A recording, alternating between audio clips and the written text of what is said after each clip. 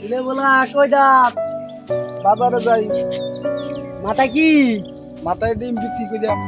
ও তুই তো বলা মানুষের তো ডিম বিক্রি করে টিয়া লিবি কেমতে?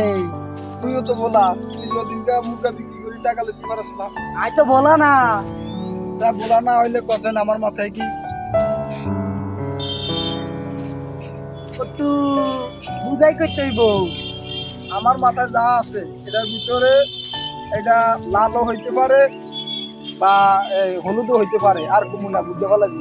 ও এটা তো তাহলে তো লেবু। পুরে বোকা হয় নাই, আমার মাথায় ডিম।